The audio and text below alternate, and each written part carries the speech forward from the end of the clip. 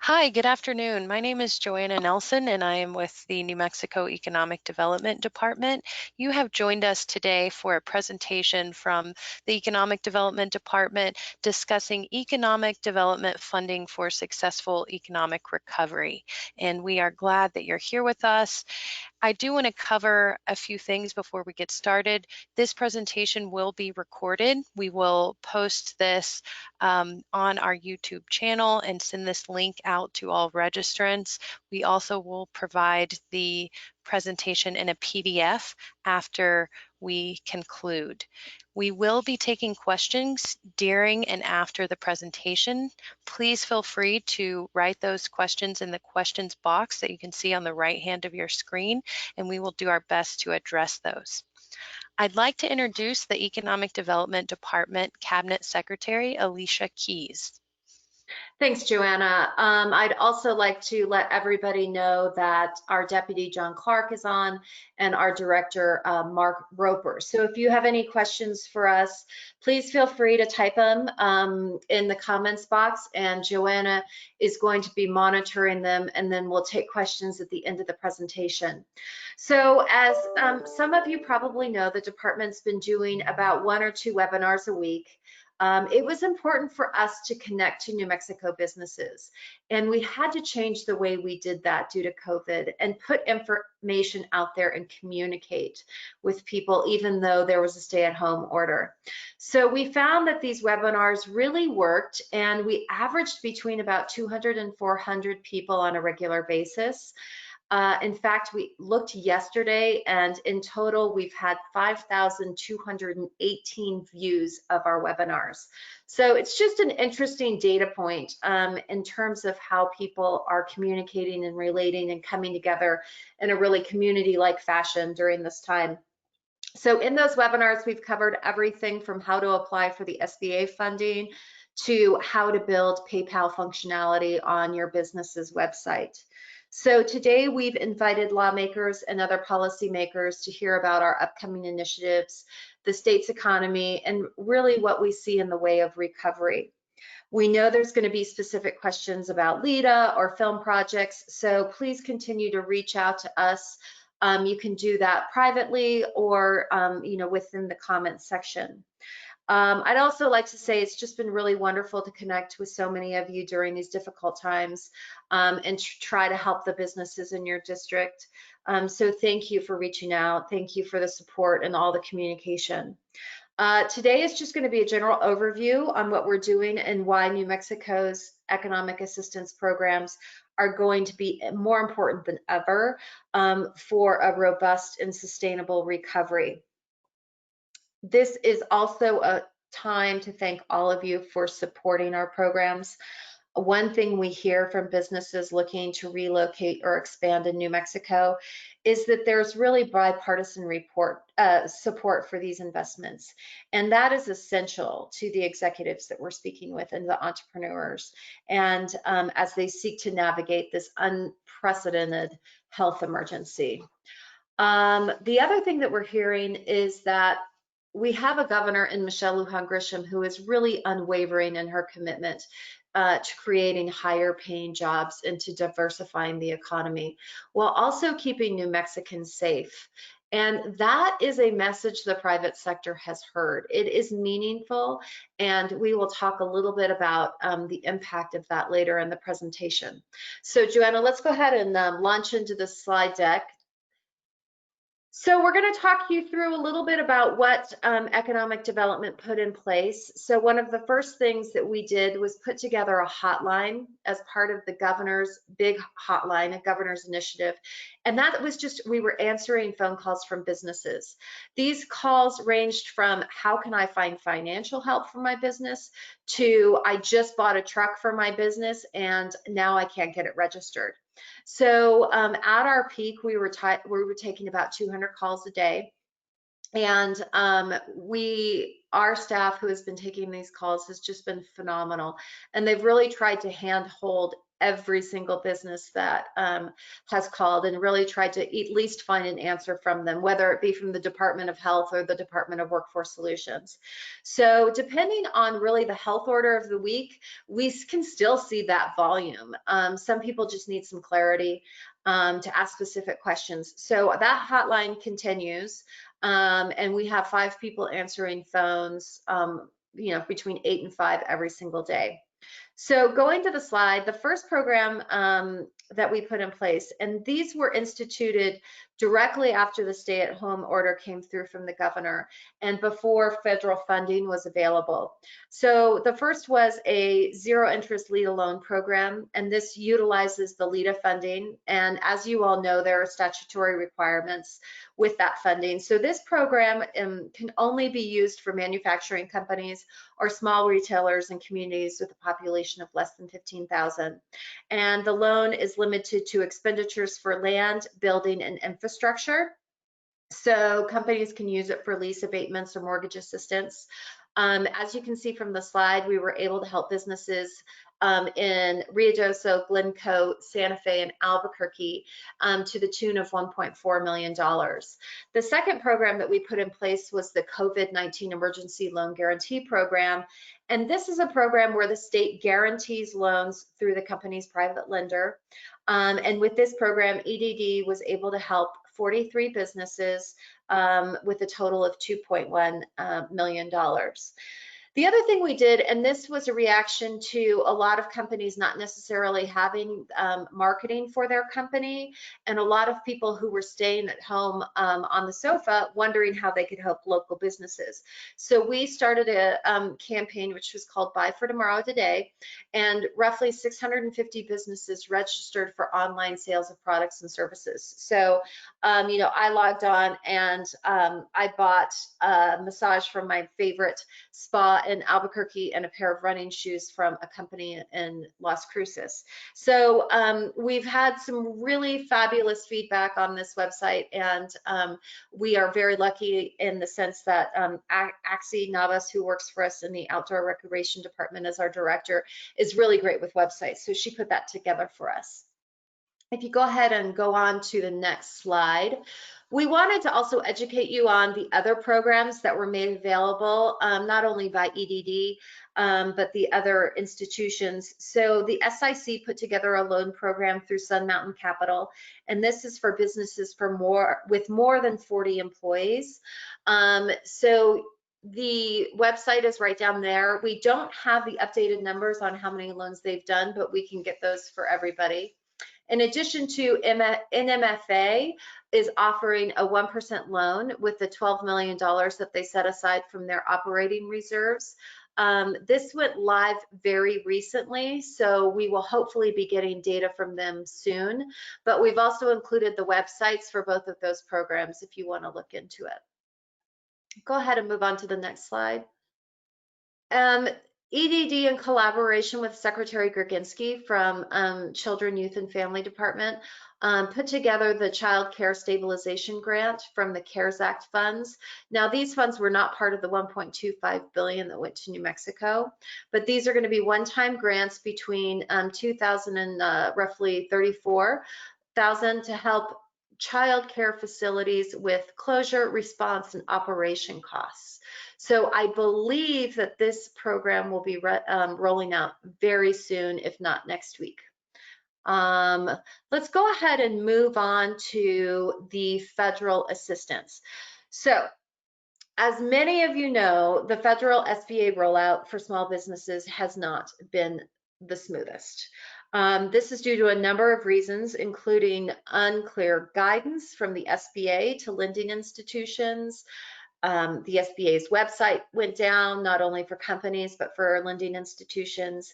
Certain big banks that a lot of people bank with in New Mexico had a ceiling to their capacity, which really affected New Mexico companies. And for a lot of the businesses, they just didn't have the accountants and the lawyers and the bankers that the big businesses did. And so they really missed out on that first tranche of money. They did do a second program, and there is funding that is still available. But basically speaking, roughly 20,000 companies in New Mexico received the PPP loan, with an average size in the first round being 172K and in the second round being roughly 67. The EIDL loans went to 2,083 businesses with an average loan of 83,500.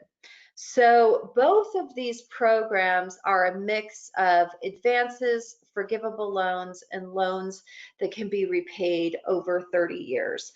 John, did we have, I'm going to ask you to jump in here really quickly, did we have a number? We know that there's still PPP and EIDL money available from the SBA. Do you know how much right now? Right. Thank you, Secretary Keys. So we have a note here that $149 billion is still available for PPP. For those of you on the webinar who have been paying close attention to this program, that might strike you as odd, because just about a week earlier, the SBA reported that there was about $121 billion still available. So it was a little strange at first that the number went up instead of down. But apparently what's been happening is that some businesses have not been able to use some or all of the PPP funding they've received and have started returning some of that funding. So there is still a lot of funding available. You know, one of the issues that has come up is companies have a short time frame in which they can use the funding, and there's a lot of discussion at the federal level about potentially extending that time frame. But at this point, you know, there is still plenty of money available, and any companies that think they can utilize that funding, we're still strongly encouraging to go after it, since there is that forgivable loan portion. Thanks. Thank you, John. And also, we just did receive yesterday an update from our DC office, which says on Thursday, the House plans to vote on the Paycheck Protection Flexibility Act, which is 6886. And this bill is led by Phillips, Roy, Democrat and a Republican. And this would modify sections of the PPP program, extending the loan forgiveness for expenses for up to 24 weeks and removing the limitation that restricts non-payroll expenses, rent, utilities to 25% of the loan, among other changes. And then there's a competing bill, similar legislation introduced by Rubio, Cardin, and Collins and Shaheen, would also extend the window for the money to be spent. So their bipartisan legislation is 3833 and would double the loan forgiveness period to 16 weeks and allow businesses to use the loan funds for investments to reopen safely. It would also extend the program through December. After failing to hotline the legislation before the Senate adjourned last week, Senate GOP leadership is still trying to determine if any senator objects to passing the bill, and left the door open to the Senate passing it by unanimous consent during a pro forma session this week. So that is like hot off the press updates from DC. If you want to go ahead and move on to the next slide, Joanna, I think Jon Clark is going to take this one for us. Great, thank you. So there are some strong parallels between where we are now and where we were during and coming out of the Great Recession. And because of the strong parallels, there are some lessons that we can learn. New Mexico was not hit as hard by the Great Recession as a lot of other states were. But as you've heard many times, especially from David Abbey and others at LFC, including me while I was there, was we had a lost decade of jobs and wage growth. The decisions that New Mexico made coming out of the Great Recession contributed significantly to that. And so if we take a look at what happened then, I think that can really inform how we want to move forward now. During the Great Recession, the state slashed funding for economic development programs, and in particular, JTIP and LEDA. You can see there, JTIP appropriations dropped from $8 million in 2008 to just $1.2 million by 2012.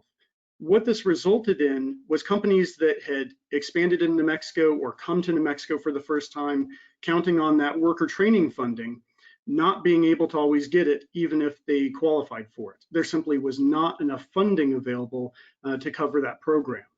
So a lot of companies decided to pull back on expanding into New Mexico at that point because they weren't sure that New Mexico was committed towards training their workers to suit the skill sets that they needed.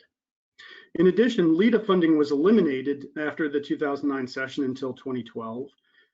And both of these programs really caused a ripple effect in trying to recruit economic-based industry. Heading into the Great Recession, there was tremendous momentum for expanding economic-based industries in New Mexico. Yeah, that's manufacturing companies and service companies where the majority of the revenue comes from outside the state. This is something that we talk a lot about with diversification, which I'll get more into in a minute. But we had great momentum, and the decisions that the state made were to hunker down and retreat instead of investing in its workers and investing in its businesses. We can either choose to make the same decisions we made last time, and given the current situation, they're likely to be even worse, or we can make different decisions. There were 36,000 job losses in the 3 years following 2008. There are right now 128,000 New Mexicans receiving unemployment as of a few days ago, and there were still over 5,000 New Mexicans who had filed for unemployment that were in process, that were under review. So we have potentially over 130,000 at this point. And obviously, we don't expect all of those to remain on unemployment for a significant portion of time, but the magnitude of the situation is much more severe than it was during the Great Recession. So our response has to be more significant than it was before. If you can move to the next slide, Joanna. One thing we're doing in order to try to help yourselves, lawmakers, other policymakers, local officials figure out how are we doing, what's the situation, we decided to start putting out quarterly county economic summaries. So we went ahead and put out these quarterly summaries for the last 2 quarters of 2019. And in the next couple of days, we'll be releasing the report for the first quarter of 2020, January through March. And what we're putting in these is all publicly available data, but it's a unique data set that no one has ever really pulled together before.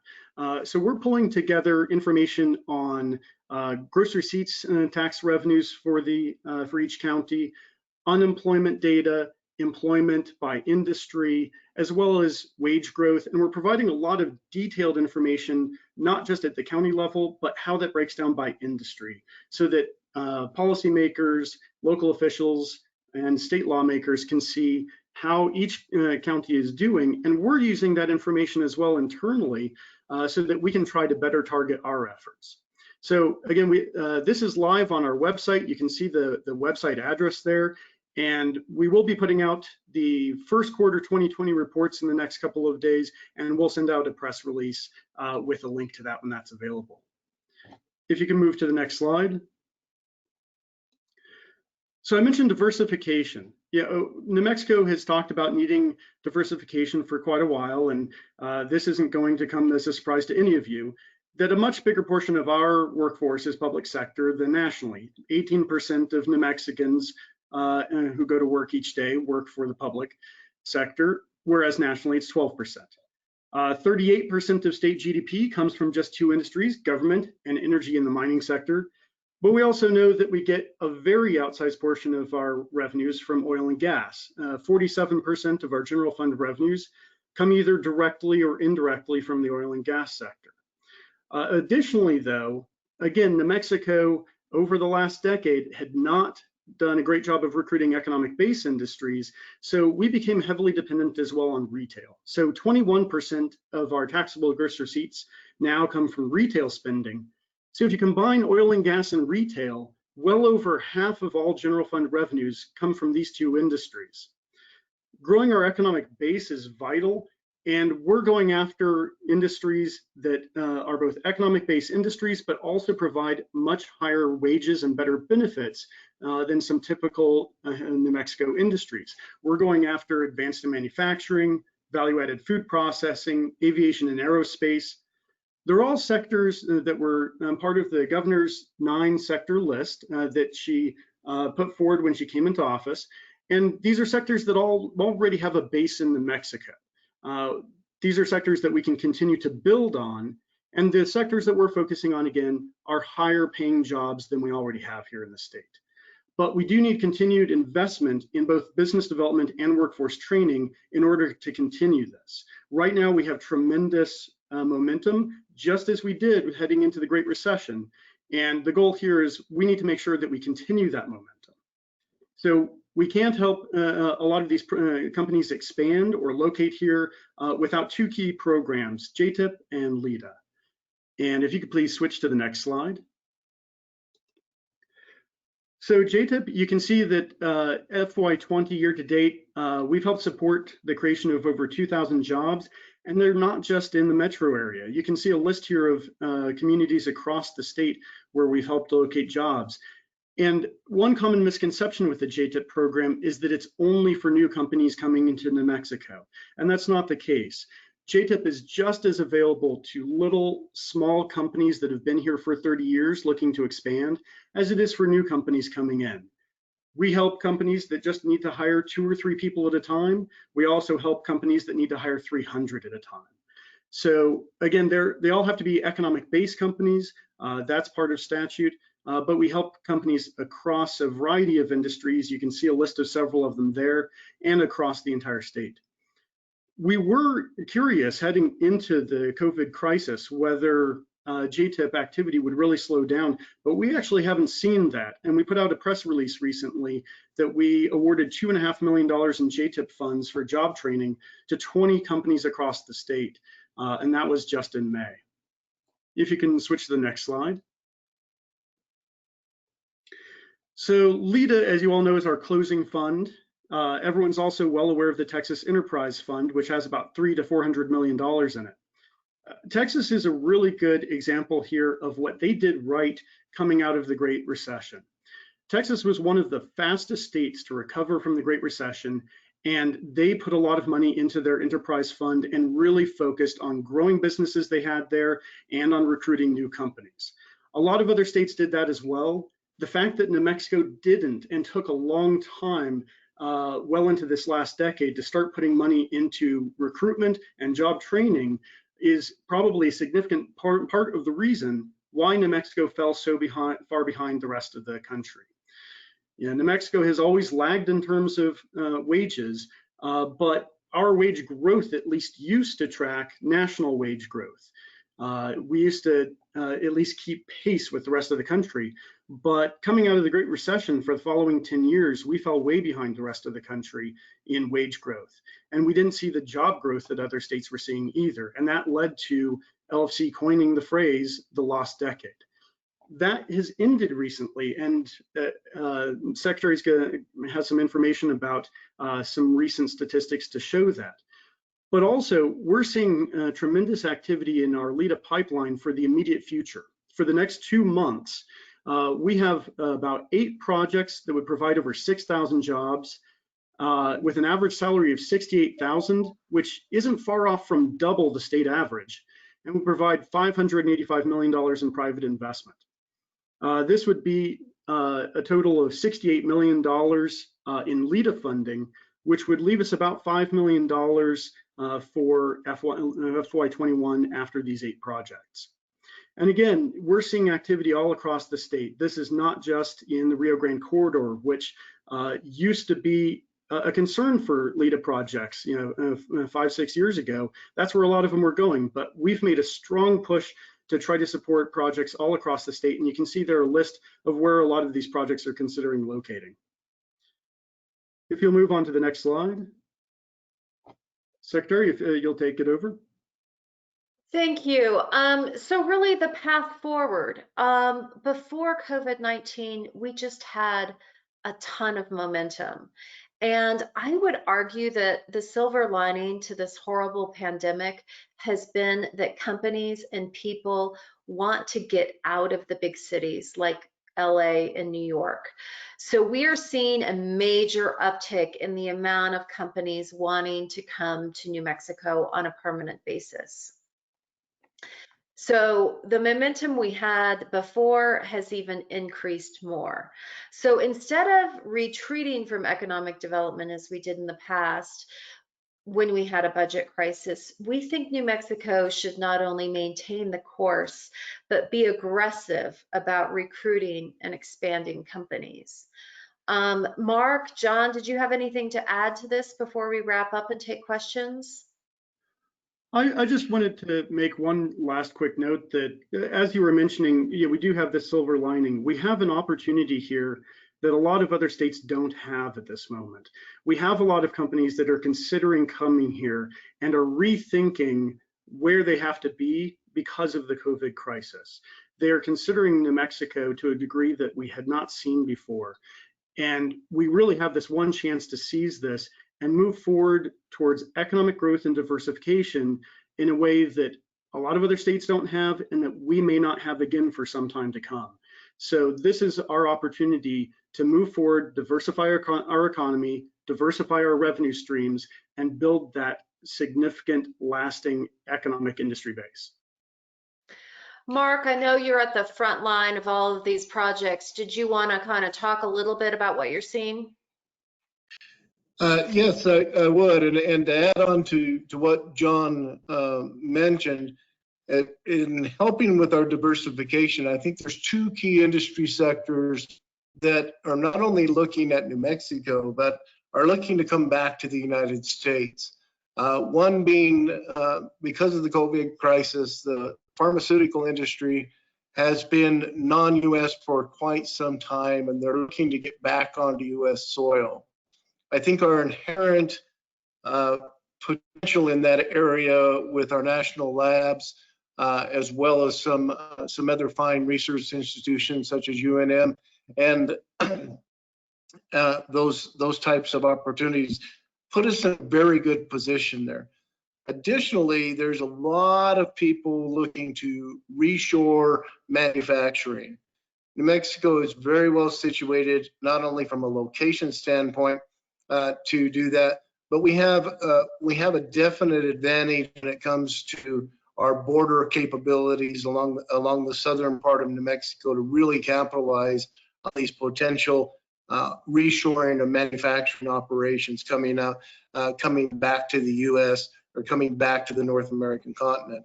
So again, I think we're well situated. I think we have some inherent advantages, and we're in a very good spot if we can just stay the course and continue to be aggressive in recruiting these companies, as well as expanding those that already exist here. Great, thank you for that. Joanna, I know that we've had some questions come in prior and during. Do you want to read out a few of them? Sure, thanks, Secretary. We got a question that came in that is addressing the organizations that offer support to small businesses.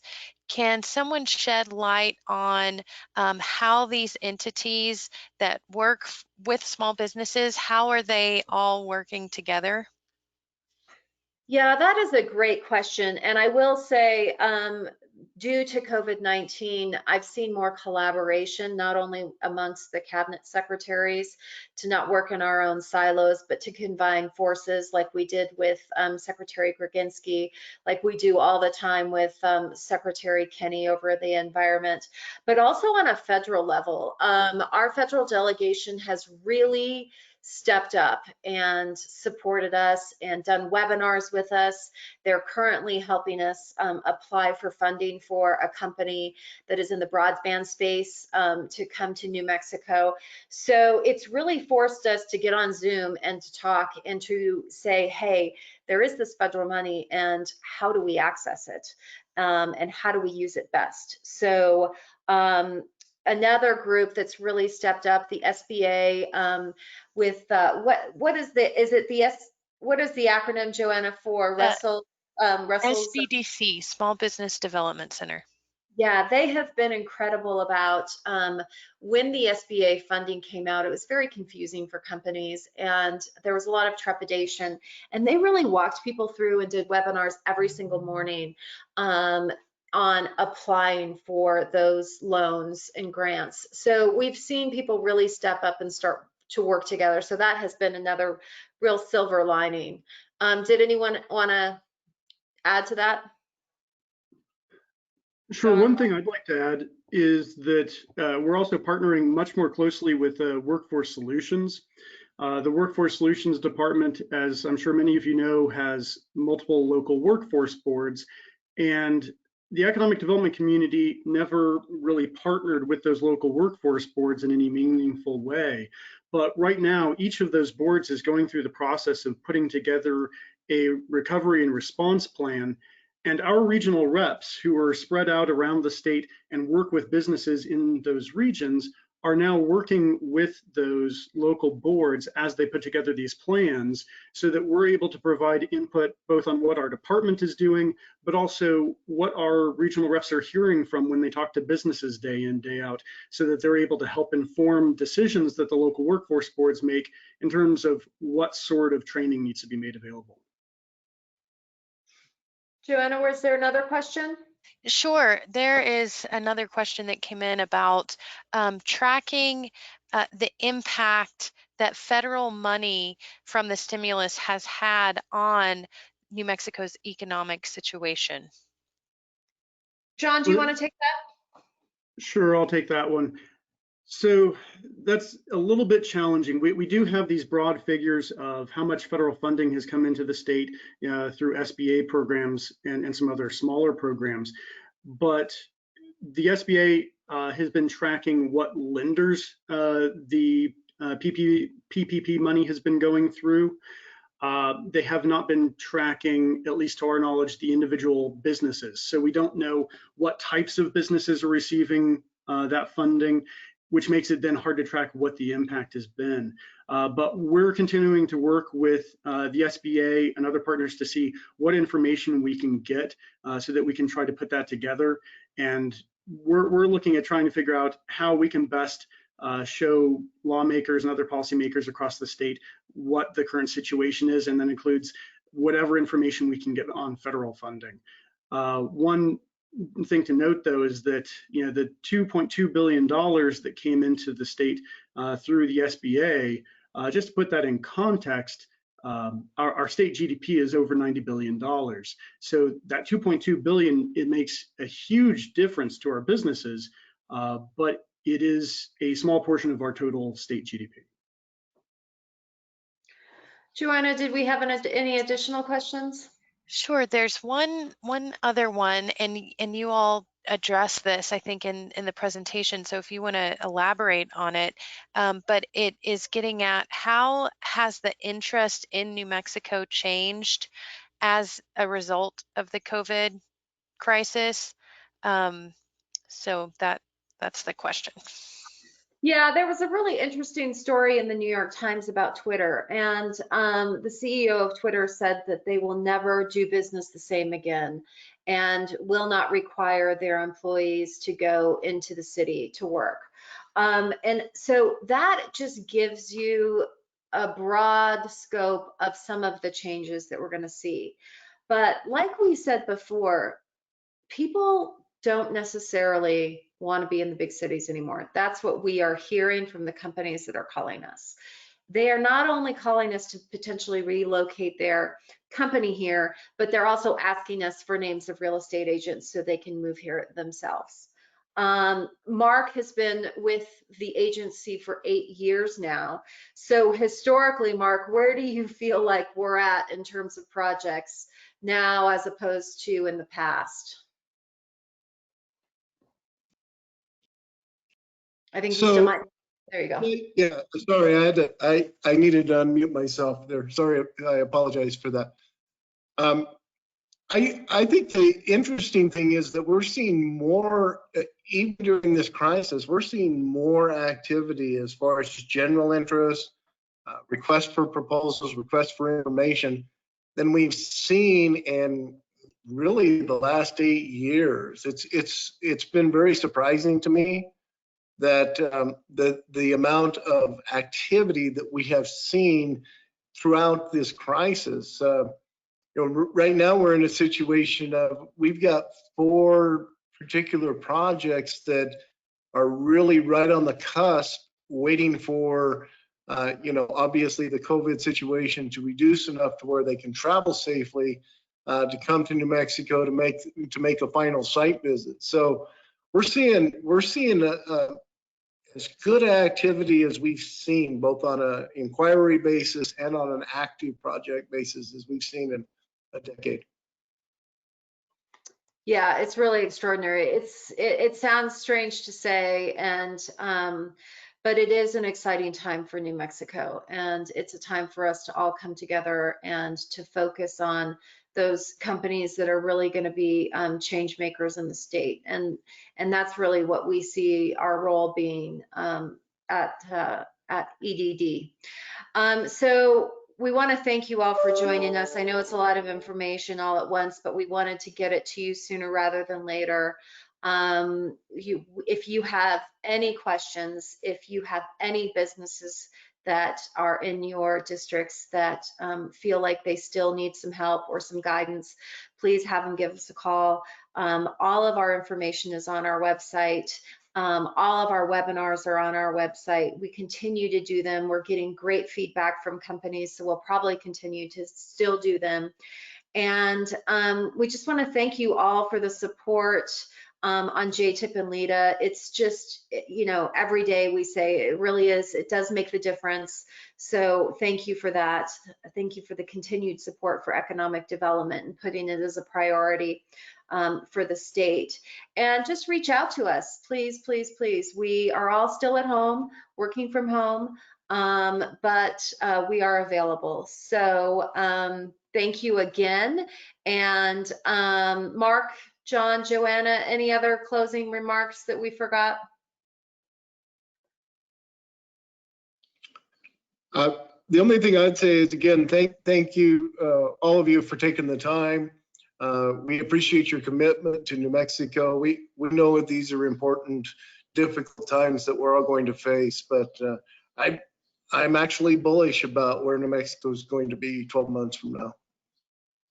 Yeah, same with me. Well, thank you all. We appreciate it, and stay in touch and be safe. Thanks, Joanna. Thank you.